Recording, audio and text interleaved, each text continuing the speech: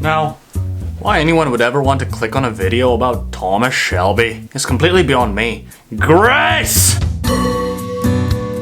When I first decided to check out the show Peaky Blinders several years ago, I figured it would be just another fun gangster story. Little did I know, the story of the rise of the Shelby brothers, and that of Thomas Shelby specifically, offers many lessons on strategic thinking, leadership, and self-awareness. And so for today's video, I'd like to go over 4 quotes that capture the central principles that make up Thomas Shelby and how we can apply these principles in our own lives to operate with the same level of expansiveness and drive that the show's leading character has. The first quote is this: "When you plan something well, there is no need to rush." One of the most powerful traits that Thomas Shelby possesses is his ability to think extremely well. He's an amazing planner, both in terms of high-level thinking and executing in the weeds. We see this in the first series early on when he thinks about how he can expand into the racetrack industry and compete with Billy Kimber, and later on when he decides to move the Shelby Brothers Limited into London and beyond. And even though people around him are content to rest on their laurels, Tommy, in contrast, is always thinking about ways the company can move forward. Now, a few ideas that I've come across on how to combine high-level thinking with in-the-weeds strategy, in-the-week actual execution of the work, come from Brian Tracy. And the 2 qualities that you could take on today that would make you execute in a way that's more Shelby-like are planning each day in advance and operating from a to-do list. Here's what Brian Tracy says on this. Your mind, your ability to think, plan, and decide is your most powerful tool for overcoming procrastination and increasing your productivity. Your ability to set goals, plan, and take action on those plans determines the course of your life. The very act of thinking and planning unlocks your mental powers, triggers your creativity, and increases your mental and physical energies.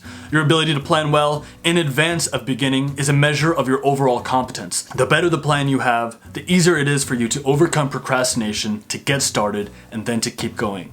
The good news is every minute you spend in planning can save as much as 10 minutes in execution.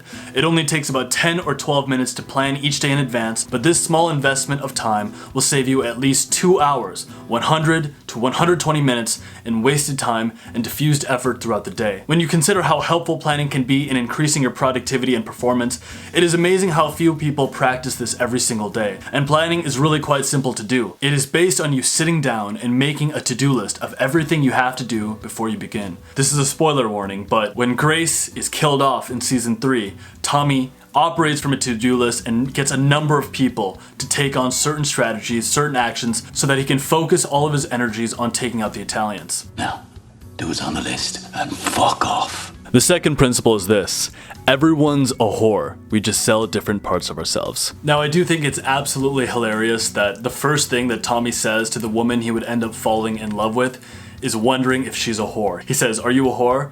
Because if you're not, you're in the wrong place."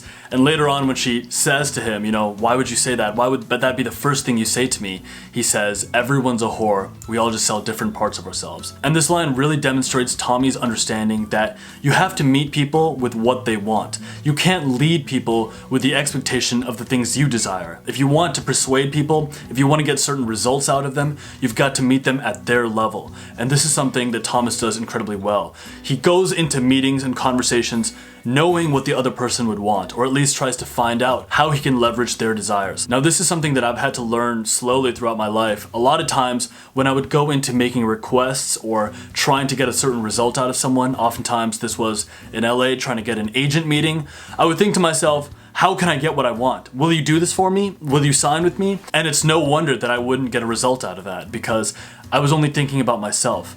If you rather think about what the other person wants, what strategies or leverage, what you could bring to the table to offer the other person value, then oftentimes people will be compelled to work with you. And one of the reasons that Thomas Shelby is able to align with people like Winston Churchill, the most powerful man in the country, and the IRA, all these various forces who might even be against each other and against him, the reason he's able to align with them and work with them is because he realizes what they want, and he's willing to sell parts of himself, parts of what he offers, onto them. And so even though the wording is a little bit crude, We are all whores on some level, and we've got to come to terms with it. We've got to come to terms with the things that we can sell to other people. The third principle can be captured by the quote, "You can change what you do, but you can't change what you want." This third quote is one of those things that makes Thomas Shelby so incredibly relatable. His wrestling with his dark side, his wrestling with an amazing want, an amazing need to get more, do more, expand. Now there is a second meaning that I interpret from this line, and it's about flexibility.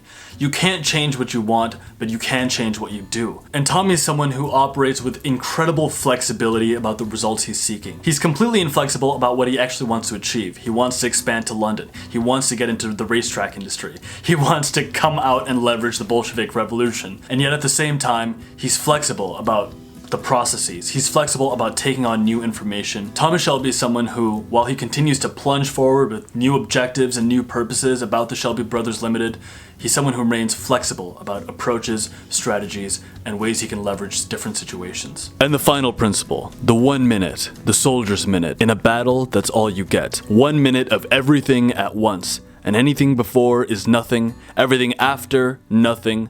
Nothing in comparison to that 1 minute. This fourth quote in some ways is the best encapsulation of what Thomas Shelby is. He's basically a man who went to war and never came back the same. He is a man who lives with a broken heart, and part of what drives him is this understanding that he is a soldier. And as part of being a soldier, he lives for this minute. It's what gives him his leadership, his fearlessness, the fact that he's not afraid of pain, he's not afraid to die, he's not afraid to kill. He's not a good man necessarily, but he's not afraid to do what it takes to get results, and he lives with this moment.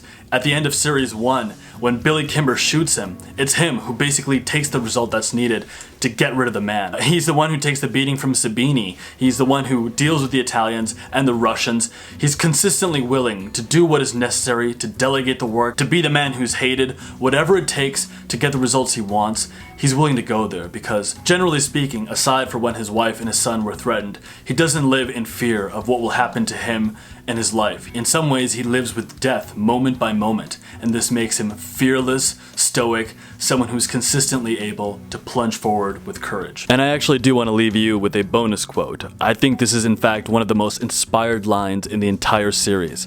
Thomas Shelby says this, "I am not a traitor to my class. I am just an extreme example of what a working man can achieve." And I did want to end the video with this quote because even though it's not the most well-recognized line within the series, it's my favorite. It captures the idea of a man who's in the working class, who's considered a gypsy. Throughout the series, people from London and in bigger cities, more posh places, look down on the Shelby brothers as gypsies, as vermin, as a lesser people of the working class. But Thomas Shelby wears his status, his low status, the fact that he's from gypsy blood, from the Lee family. He wears that with pride. He is a working man. He is from the mud, and that gives him power. In fact, in one of the scenes that I absolutely love, he goes and he starts shoveling mud with Curly, one of his right-hand men. And Curly says, "Why are you shoveling this shit?" And he says, "I never want to forget where I came from. It's good, honest work, although I don't want to get used to it." And so this notion of not being a traitor to your class, but rather being an extreme example of what a working man can achieve, it's something that I find really inspiring, and it makes me beg the question, what could be the extreme example of myself? It's something for all of us to reflect on, I suppose. It's good to be from the working class. Never get so prideful, never get so posh that you forget where you came from. You came from the mud, and that is the source of your power. If you're new to the channel, hit the subscribe button, eh? If you liked the video, leave it a thumbs up, and if you'd like to connect with me further, you can fuck right off. And with that being said, greatness is coming by order of the Sinbad Brothers Limited, a perfectly legitimate business.